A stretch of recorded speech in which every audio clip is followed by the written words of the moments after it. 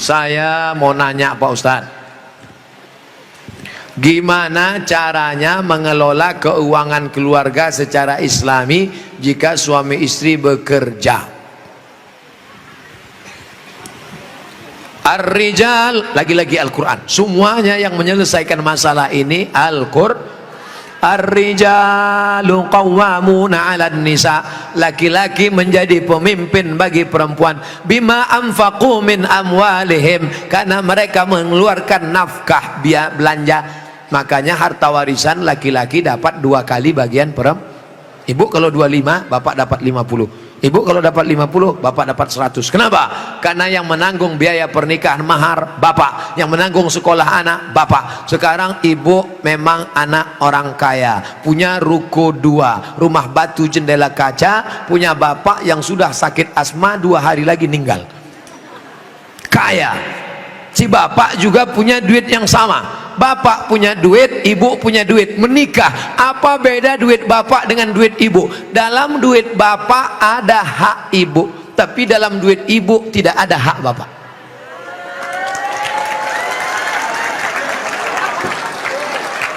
Dalam uang bapak ada kewajiban nafkah untuk ibu, dalam duit ibu tidak ada. Tapi karena ibu cinta mati, maka ibu berkata, "Mas, aku tahu engkau kere, miskin, susah melarat, tapi aku sudah terlanjur cinta padamu. Jangankan uang ini, nyawaku pun kuberikan. Ambillah semuanya, dengan syarat jangan kau nikah lagi."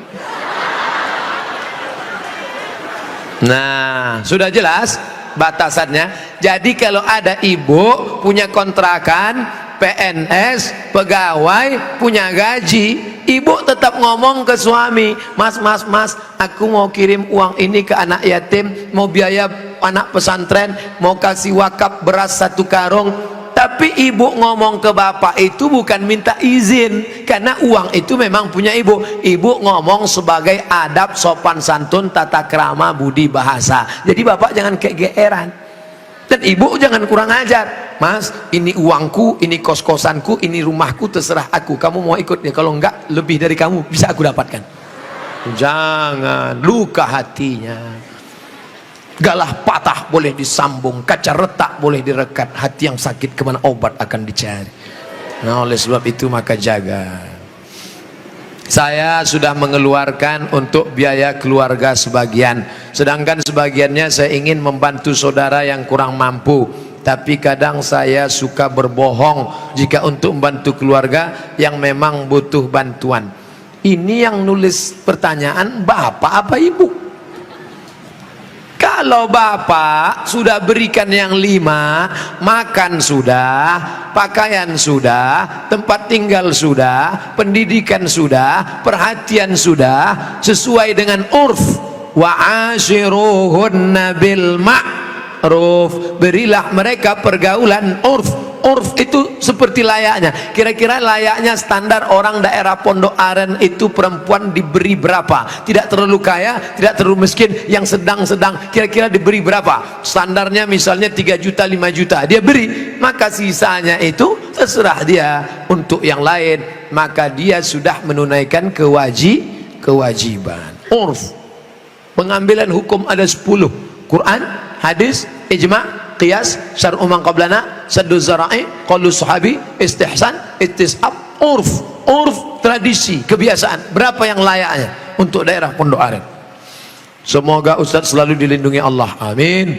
Bagaimana antum menyikapi beda mazhab, khilafiyah, firqah?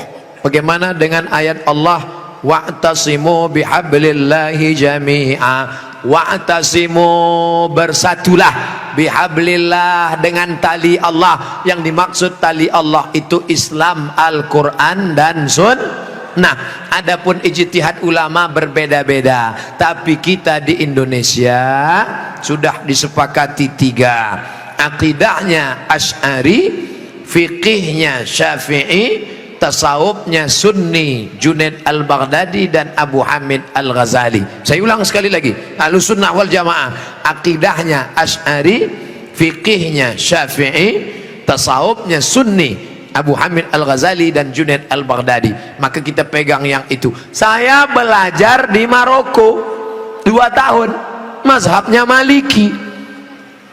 Maliki Ahlus Sunnah. Pertama Hanafi, nomor 2 Maliki, nomor 3 Syafi'i, nomor 4 Hambali. Keempat-empatnya Ahlus Sunnah. Tapi ketika saya pulang kampung, saya tidak bawa mazhab Maliki. Kenapa Ustaz tidak pakai mazhab Maliki? Andai saya pulang ke kampung, saya pakai mazhab Maliki. Mazhab Maliki kalau sholat tangannya lepas ke bawah, Allahu Akbar. Fatihahnya pakai baca kiraan Warsh, Alhamdulillahirabbil alamin, Ar-Rahmanir Rahim, Maliki Yaumiddin. Mimnya pendek. Kemudian enggak pakai bismillah, Allahu Akbar, Alhamdulillahirabbil alamin, enggak ada bismillah. Kunut subuhnya sebelum rukuk, walam yakul lahu kufuwan ahad, baca kunut. Kunutnya enggak bunyi. Andai saya buat sholat subuh seperti ini di masjid dekat rumah saya, Allahu Akbar, Alhamdulillahirabbil alamin, Ar-Rahmanir Rahim, Maliki Yaumiddin. Selesai sholat pasti jamaah komplain semua, tolong sholatnya diulang, tadi imamnya ISIS. Menimbulkan fitnah karena mereka tidak tahu. Di sini diajarkan qiraat sab'ah mutawatirah, ditambah 3 masyhurah, ditambah 4 syazah, 14 qiraat dipelajari di sini. Ditambah lagi nagham, bayati, soba, nahawan, sika, jaharka, bayati, ras.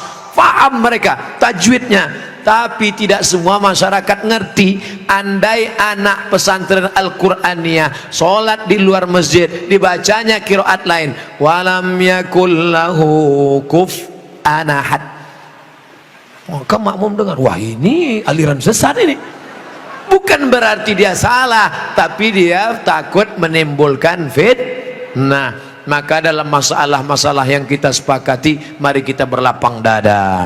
Adapun yang kita sudah berbeda, mari kita terima perbedaan selama dia masih Ahlus Sunnah wal Jamaah. Syekh Abdurrahman Sudes, Imam Masjidil Haram, selama di Makkah nggak pernah pakai bismillah jahar.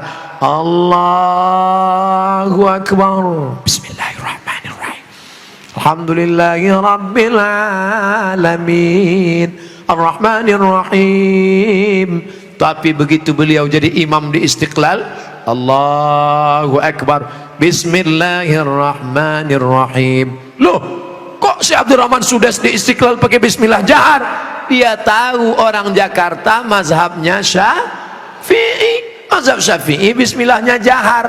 Mazhab Hanafi Hambali bismillahnya sir, Bismillahirrahmanirrahim. Mazhab Maliki nggak pakai bismillah sama sekali.